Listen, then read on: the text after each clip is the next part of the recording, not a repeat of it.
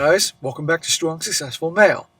So for today, we're covering part 3 to the story I was covering earlier, and where things left off, our guy headed out with his so-called friends and his now very soon-to-be ex-wife, and you all know what happened there. The whole big thing was a prank, recording him, all that. It was just a big ridiculous mess, but completely destroyed all trust he had in them. These people are wackos. His wife's a total socio, you know what, whole 9 yards. He found out his mom was involved, but he went and confronted her. But mom had no idea the extent that was going on. That's what she claimed, and you're going to find out that's pretty legit. And now we're going to wrap this whole thing up on how he handles it permanently with his wife, his so-called friends, and all that. You're going to get your money's worth. So he continues, he says, from there, after he left his mom, I drove to my dad's house to tell him what happened and asked for a couch to sleep on until I could get my own place. We ended up talking for most of the night. My Uncle Dave, his younger brother, was there, hanging out and drinking. I'd be drinking too after all this. When I told them what happened, they were as shocked as I was. My dad asked me what I was going to do, and I told him a divorce. She already had all the paperwork. I thought he was going to tell me to slow down and take a breath. Maybe send a few more days to think things over, but he did not.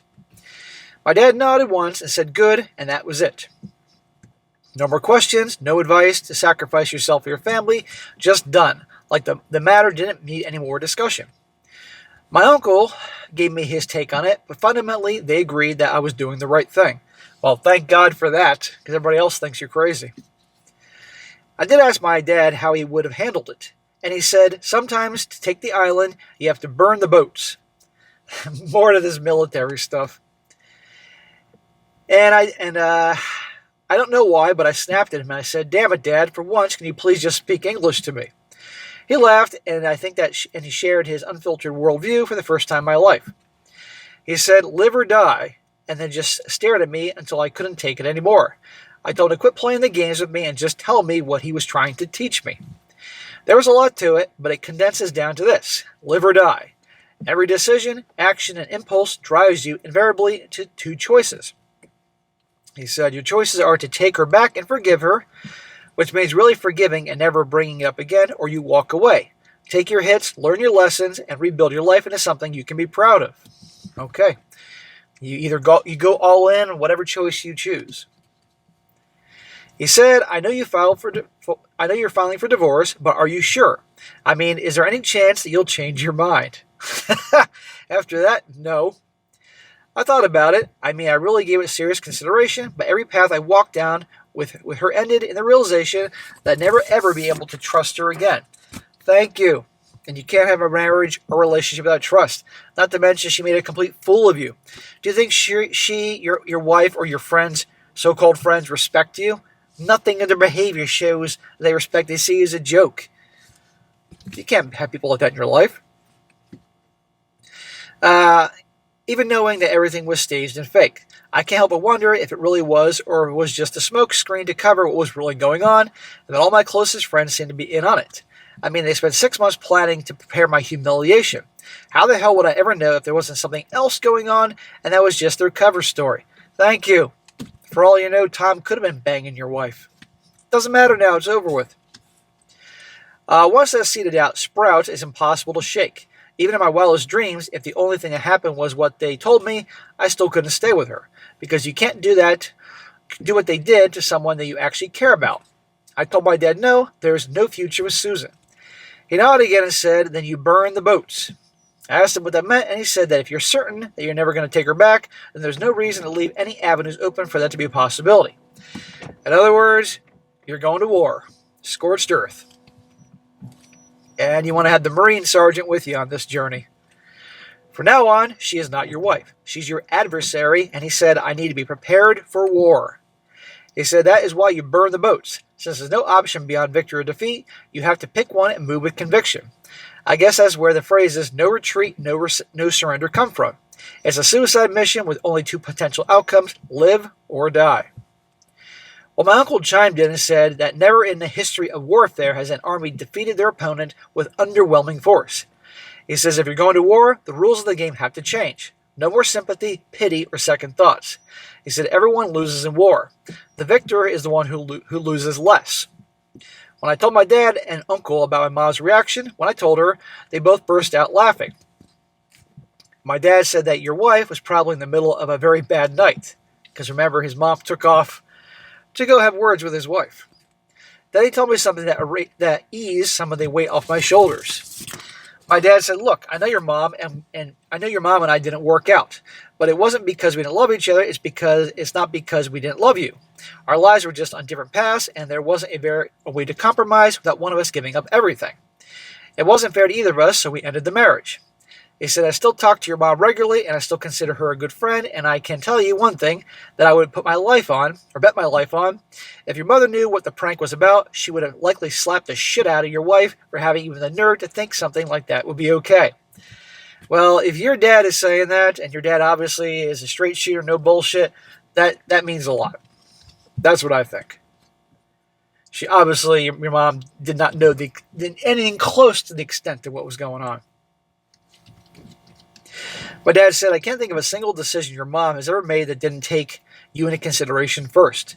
Your mom loves you, never doubt that. Coming from him, I believed him.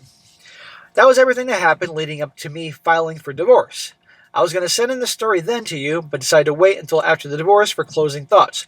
But it didn't go as I expected. My wife was completely against the divorce, and she and her lawyer backed up with affidavits from all our friends, explaining everything and swearing that the intent wasn't to hurt me. I'd be like, bitch, I don't care. We're done. You did hurt me. I don't care what your intent was, what you intended or didn't intend to do. The road to hell's paved with good intentions. Fuck you. They convinced the judge that a joke wasn't grounds for divorce. He agreed and set us up for 10 sessions of marriage counseling. Oh my God. I didn't want to, but he threatened that it wasn't optional unless I wanted to be held in contempt. What? What the fuck is the benefit of a no-fault divorce if you can't get a divorce with no fault? Sometimes makes no sense at all. By the time our first appointment came, the marriage counseling, I'd already moved everything out that I wanted to keep out of the house, and I was actively working on finding a new place to move to. Isn't that crazy, guys? He has to move, right? I could barely get a moment of peace. All of our friends, not just the ones who decided it would be fine to fuck with my sanity, were all coming after me to say that I was overreacting and that filing for divorce was over a joke was extreme, and some of them started to say things like, if he could walk away from her over that, did he even love her? I would tell all your so-called friends that were involved in the prank and not involved in the prank to go F themselves. It's your business, your life. End of story. And it's crazy that, and obviously they probably didn't get the full story. Or maybe they did. They're just all assholes. But who cares? It's your life. And I like how they're now trying to put it on you. Well, if you're divorcing her, you never loved her, therefore you're the bad guy. Fuck them. They're just proving why you're divorcing her and why you're getting rid of all of them as friends. So-called friends. There were even a few that tried to justify everything as saying that I was probably cheating on her since I was able to walk away so easily. Gaslighting. Easy, huh? Waking up one day and realizing everything you built in your entire adult life just burst into flames, and they think it's easy. Fuck them. Sorry, I'm rambling. No, fuck them. You're going to win, dude. You win by not backing down. Well, I didn't want to go to the marriage counseling. It was a waste of time and money. But I didn't want to go to jail either, or be in contempt of court, so I did my best to not go in and look like a complete lunatic. I'm certain the counselor was doing her best to be objective, and I almost felt bad for her, except I wasn't there by choice and didn't feel a need to play nice. I guess it started like a regular counseling session. Not really sure. It was the first time I've ever gone to one. Now listen to his description of this counseling session with his wife. You can only imagine what this is like after what's been going on here.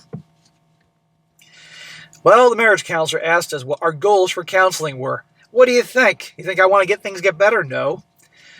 My wife said that she wanted a chance for us to calm down and just talk. She didn't want our marriage to break up over a joke. F you, wife. The counselor asked what the joke was, and this is where I thought she would minimize or omit the worst parts, but I was wrong. My wife told her everything from the very start of where they even got the idea from. I don't know if you've seen the Michael Douglas movie, The Game. That was their inspiration. What the fuck? That was a fucked up movie. I saw that a very long time ago. That's their inspiration? Christ. The marriage counselor asked, didn't the guy in the movie jump off a building? I swear my wife was nodding and said that was one of the things that they were all keeping an eye out because they didn't want me to get hurt. Oh, how nice of them. How considerate. They didn't want you to jump off a building. But messing with your mind and emotions was okay.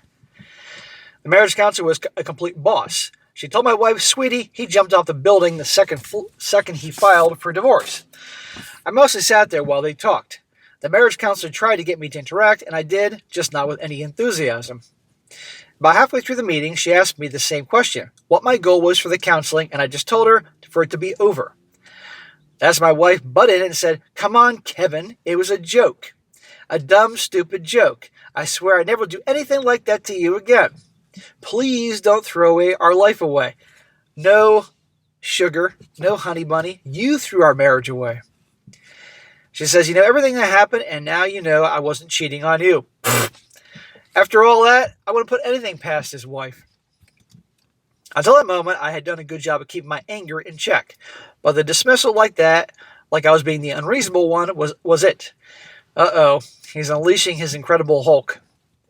I shot out of the chair so fast that both my wife and the counselor jumped and looked alarmed. I didn't do anything bad. I was just pacing around. I said, let me get this straight. For a little more than 5 months, my wife and our best friends conspired to pull a prank on me with the goal of convincing me that my wife was cheating on me. She was so convincing that I was able to lie so easily to my face that I thought I was going nuts. While I'm falling apart, my wife and friends are meeting up in private to drink wine and laugh about how far I was falling. It was all in good fun. Since it wasn't real, nobody really got hurt. But someone did get hurt. The very person that none of you had enough respect for to not psychologically abuse him, but you didn't. None of you. Susan tries to cut it. My wife tried to cut in, but I kept talking. Then to top it all off, you were going to pop the surprise to me on my birthday of all days. Then if that wasn't bad enough, you were going to post a fucking movie of my humiliation for the whole world to see. Well, that about sums it up. That's the story you want me to believe, so I won't go through with the divorce. I think that was the first time the marriage counselor heard the entire story, and she looked absolutely disgusted. Well, thank God. My wife was crying, but not trying to defend anything I said. I told them, here's what I think really happened. I think the 5 of you have been doing things behind my back for years. Good old clueless Kevin never caught wind of anything, and after a while, it started to lose its spark. This is what he's saying to them. It's funny when you know somebody's pissed off when they're using their name in the third person. The adrenaline rush from sneaking around, either the 5 of you wanted to make your game more exciting and dangerous, or someone heard something from me. Maybe I unintentionally said something that hit a little close to home. So you all came up with this asinine plan to pretend you were cheating on me to cover the fact that you've been cheating on me for years. You expect me just to sit at home and suffer for another month and a half before you were going to put me out of my misery, and even then, you thought I would just accept it and stay. My wife tried to argue that I was completely wrong, but I just cut her off. I said, what you did to me was cruel. For the last 5 months, did you even feel a little bit of guilty? Dude, I guarantee you she didn't feel guilty. Because she's a sociopath. They're all a bunch of fucking sociopaths. It's like the sociopath club. My wife's hesitation said it all. I said, that's what I thought.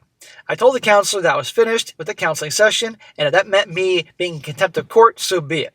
But I refused to try and reconcile with a person who is pure evil. She is pure fucking evil. Well, that only made my wife cry harder, and the counselor was trying to get me to calm down. But I was done. I said, look, doctor, I know you have a job to do, but I refuse to be married to a complete psycho. Amen. She's not sorry for her little prank that she did me. She has no remorse other than the prank didn't make it to the finish line. I said, even now, she admits that in 5 months of abusing me, she never felt guilty. I said, I hope you properly report this so we can stop stalling and get this over with, and then I walked out. Dude, I can't blame you. He says, that was a week ago. I haven't heard anything from the court, so I have a choice to make. Stand my ground and potentially get tossed and be in contempt of court, or suck it up and sit through the counseling. 9 more sessions of that shit, man. Well, I mean, I don't know what the deal is with this fucking judge. Probably your wife's sucking his dick. I don't know what, but anyhow, yeah. I'm not sure what I'm going to do yet, but I have 3 weeks to figure it all out. Of course, my wife is doing everything she can to get me to change my mind. Other than that, my life is pretty quiet right now. I'm not going I'm not going back to that life. It's hard to accept that your best friends for most of your adult life could do something to you like that and think it was funny. They're all dead to me, and I think they're starting to figure that out. Good, man. And if they're confused about that, again, I'd make that abundantly clear. And if they come anywhere near you, you're going to get a fucking restraining order against them. If they try to talk shit about you online and drag your name through the mud, sue them for defamation. Whatever. Your lawyer will be getting a lot of business from you. Before I forget, I did talk to my mom about after that day that she stormed out of her apartment. I guess my mom paid my wife a visit and gave her a piece of her mind. When I asked for specifics, she just smiled and said, "If a bear attacks, I'll ask you for help. I can handle that little bitch." Go, Mama Bear. Don't worry about it. That was the end of the conversation. Not that it matters, but I would have loved to see my mom going all gangster on her ass. Yeah, hell yeah. Well, that's my story so far, but I can't think of any reason to draw this out. Well, dude, this is 3 videos. This is drawn out. I'm getting divorced and moving on with my life. For all the people who believe I'm wrong for leaving, I can have her. Maybe she'll treat you better than she treated me. I do apologize for how long this is. I know I tend to ramble. If you find something useful, feel free. Dude, this story is fantastic and crazy and messed up, so of course I had to cover it. Holy shit, bro. Well, I can tell you right now, I don't blame you for divorcing her, and I don't blame you for cutting all those motherfuckers out of your life. And I'm sure everybody here watching this will agree with me. But I just don't know how you managed to marry someone like that and have all those people with that freaking equally with no sense moral compass or anything like that. I mean, they're awful people. And I also wouldn't blame you, bro. After this, you became like a hermit and didn't associate with anybody outside your uncle, your dad, your mom. But my suggestion is get through this divorce. I don't want to see you having problems with the court. And if that means worst case scenario, you got to keep doing the marriage counseling and sit there and just daydream the whole time while your wife bitches and complains, so be it. But you're going to get through this. Take it one day at a time, one divorce session at a time, and there you go. And you're 35, you got your whole life ahead of you. Same thing. Keep watching this content. And my God, man, let me know down the road how things are going. So if you guys want to hear more what's going on with this guy, I sure as hell do. Let him know in the comments section. He'll definitely chime in for updates.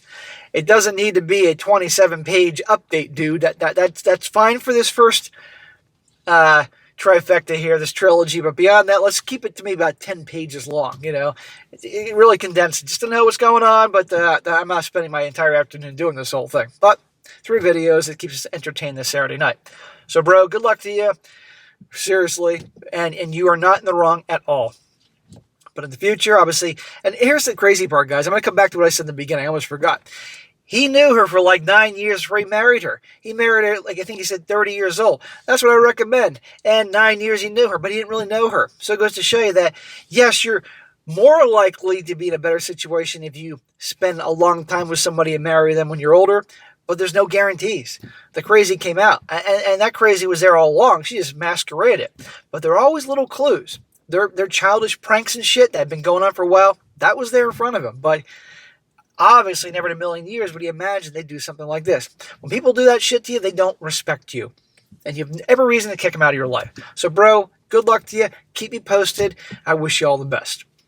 All right, guys, that's it for today. Be sure to comment down below. Let me know what you think about this. And, guys, you got your own story to send, preferably one that's not longer than 10 pages. Please send it my way. strongsuccessfulmale@gmail.com. And if it's a good one, I'll definitely cover it. And be sure to like the video, share it with your friends, and subscribe. And I'll catch you next time.